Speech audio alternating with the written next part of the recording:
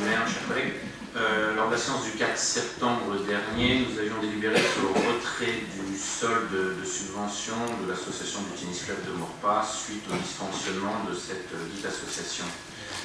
Suite à l'assemblée générale que le tennis club a procédé le 19 septembre, il y a eu une nouvelle reconstitution et d'un bureau et d'un conseil d'administration.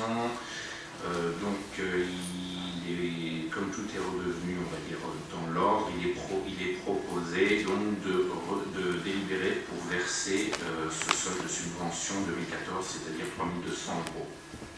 Voilà. Très bien. Y a-t-il des questions? Monsieur Chapat.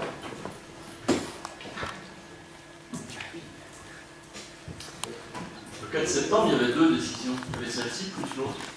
Est-ce que l'autre est maintenue? C'est-à-dire la suppression de la convention liée aux gardiens.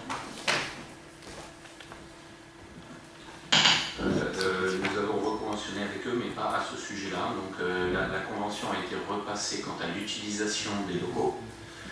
Il n'y a plus de mise à disposition du personnel communal pour la gestion.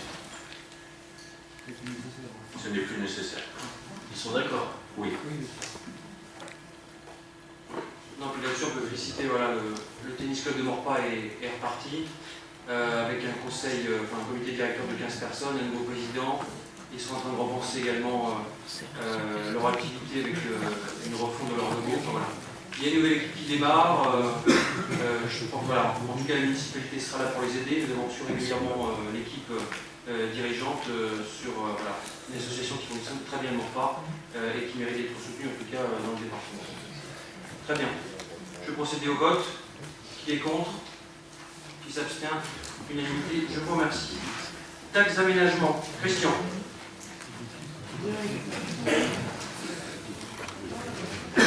Merci. Donc en 2010, le législateur a créé une nouvelle taxe, la taxe d'aménagement, codifiée aux articles L331.1 à L331.34 du Code de l'urbanisme.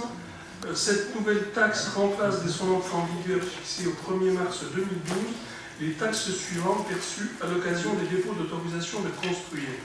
La taxe locale d'équipement, la taxe complémentaire à la taxe locale d'équipement, la taxe départementale du Conseil d'architecture, d'urbanisme et d'environnement, la taxe départementale des espaces naturels sensibles sans mesure transitoire.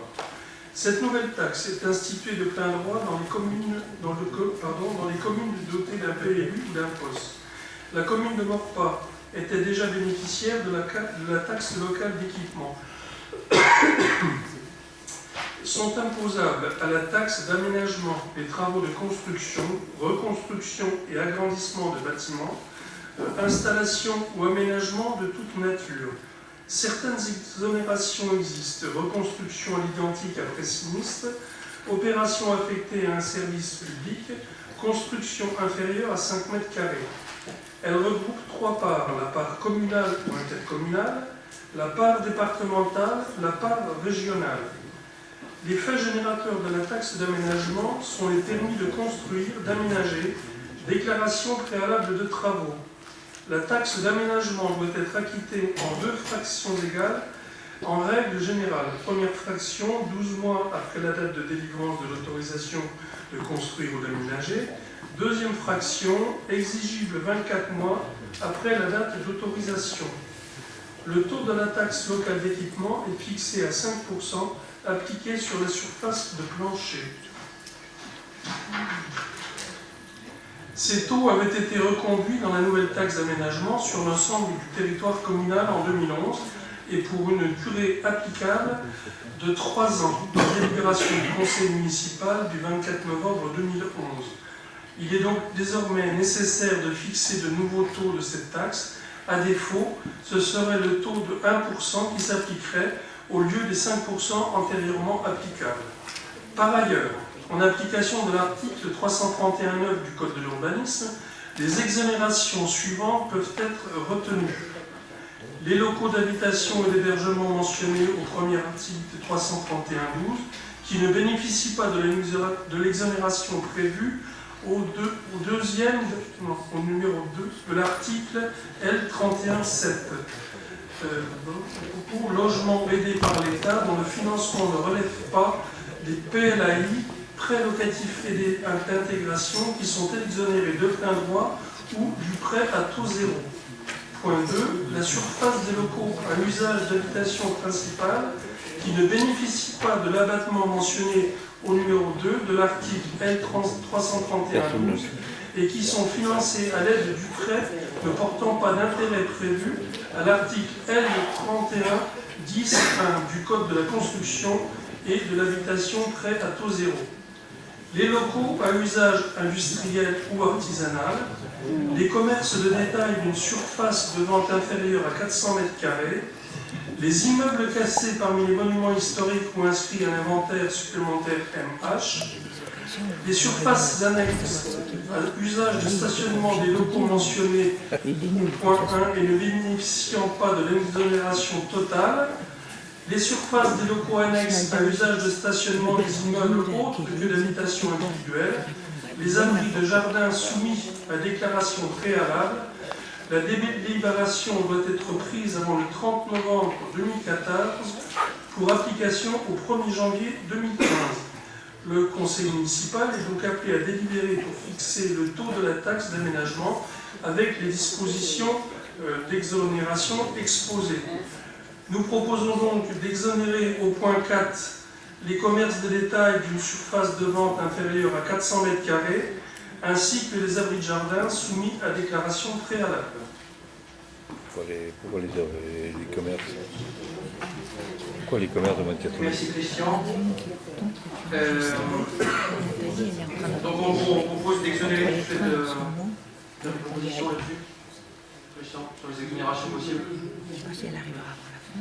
Oui, tout simplement, ce qui était proposé au point 1, c'est de savoir si on exonérait ou non.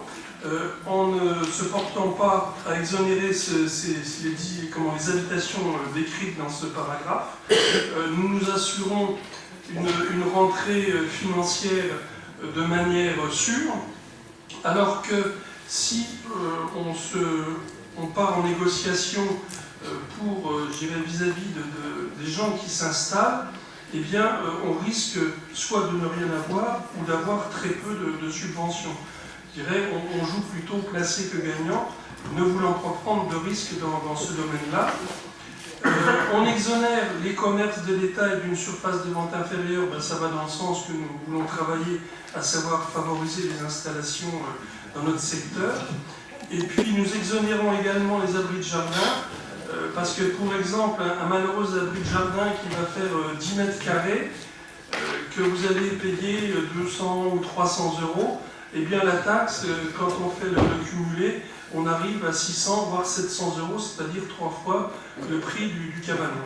Donc voilà les deux points que nous souhaitons exonérer, le point 4 et le point 8.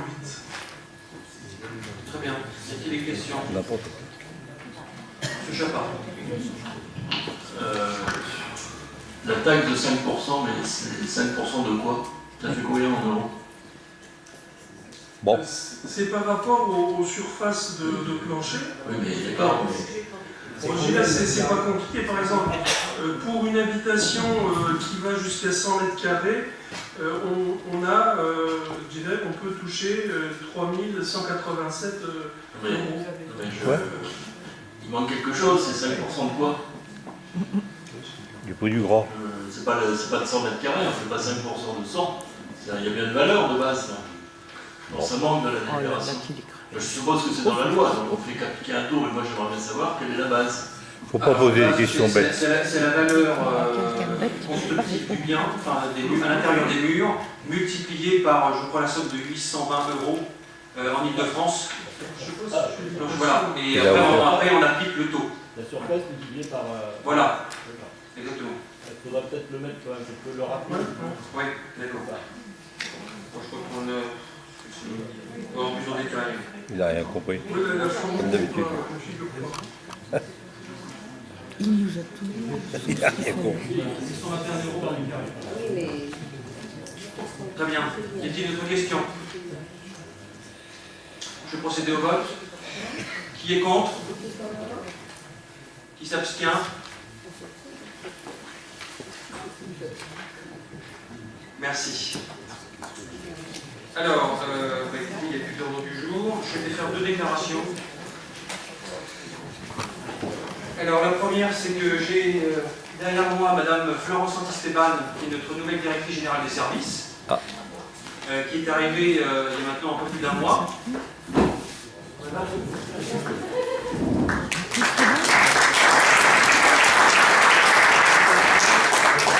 Ça s'arrose. Tous les Morpasiens, on lui souhaite la bienvenue. Dieu sait que la tâche est dure et passionnante en même temps, et que, évidemment, je lui souhaite tout le succès possible pour le bien de tous les Morpasiens, voilà, et puis de notre belle ville. La deuxième déclaration que je souhaitais faire, c'était que je souhaitais dire à tous les Morpasiens que, vous savez, on a vécu une campagne électorale qui était passionnante, difficile parfois, mais avec toujours l'espoir, en tout cas, de vous servir tous. Voilà. Sans un esprit, en tout cas, partisan, c'est en tout cas dans cette volonté qu'on a souhaité tendre. Et je pense que l'on a réussi. Et vous savez, dans une campagne électorale, nous avons des comptes à gérer.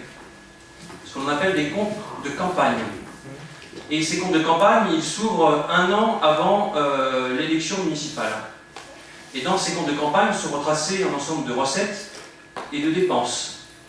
Et que ces comptes sont ensuite validés par une commission nationale des comptes de campagne qui scrute minutieusement l'ensemble des dépenses et des recettes qui sont en tout cas engagées par le candidat et les colistiers.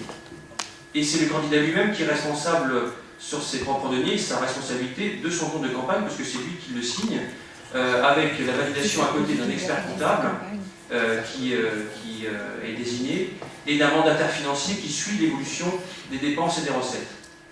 Et je souhaitais faire cette déclaration parce que j'ai vécu pendant cet été, et j'ai en tout cas eu à correspondre avec les commissions nationales des comptes de campagne à la suite de dénonciations mensongères, calomnieuses, de l'opposition, alors peut-être pas ici représenté, mais je dis de mon opposition, parce qu'un certain nombre de courriers ont été envoyés à la Commission nationale des comptes de campagne et qui ont essayé de tenter de jeter le discrédit sur la gestion de mon compte. Nous avons dépensé pendant cette campagne 14 000 € environ. Nous avons en recette, en tout cas, reçu un petit peu plus, ce qui fait que le compte était évidemment excédentaire. 14 000 €. Et que, je le dis, sur ces 14 000 €, la totalité de l'apport personnel que j'ai donné a été remboursée. Donc le compte de campagne a été, en tout cas, validé par la Commission nationale des comptes de campagne. Et je remercie vraiment du fond du cœur le mandataire financier qui nous a suivis, M. Dominique Dantan, que je cite ici ce soir, et à toute mon équipe de sa confiance et pour avoir en tout cas veillé scrupuleusement à chaque billet dépensé. Parce que c'est ça aussi une bonne gestion, c'est aussi pendant une campagne électorale, mais c'est aussi pour vous servir ensuite. Et je suis ravi en tout cas ce soir de vous annoncer que le compte de campagne a été validé il y a de ça maintenant 3 semaines, et que pendant cette période, évidemment, elle n'a pas été facile. Quand vous avez des adversaires politiques qui essayent de jeter le discrédit sur la manière dont vous avez géré les choses, en tout cas par des courriers, un certain nombre de dénonciations perverses, et je peux le dire ce soir, je ne vais pas rentrer dans le détail, mais en tout cas sachez que nous avons fait front, nous avons répondu à toutes les questions, avec en tout cas les courriers qui ont été envoyés de manière minutieuse, et que tout ça a été balayé par la Commission nationale des comptes de campagne. Et en tout cas, je suis ravi de vous l'annoncer ce soir, parce que je vous devais en tout cas la transparence, parce que évidemment c'était un engagement de campagne, de tout vous dire, quand c'est possible, parce que ce sont des deniers publics, parce qu'évidemment l'État rembourse une partie, et que en tout cas je suis heureux de pouvoir vous l'annoncer ce soir. Voilà. En tout cas, sachez que je n'oublierai jamais cette période et que je m'en souviendrai vraiment à l'avenir. Je serai très vigilant. Voilà. Je vous remercie et on se retrouve le 16 décembre prochain pour le prochain conseil municipal qui sera aussi important. Et pour les élus qui sont ici ce soir, présents, je vous invite à signer les parapheurs. Et un chèque. Voilà, en fin de séance. Et le secrétaire de séance, Plus un chèque. c'est Myriam. Merci, bonne soirée. Ah oui, Bonjour. moi je suis jamais anonyme. Non, mais je crois savoir qui c'est. Moi je suis jamais anonyme. Nous, on avait reçu un...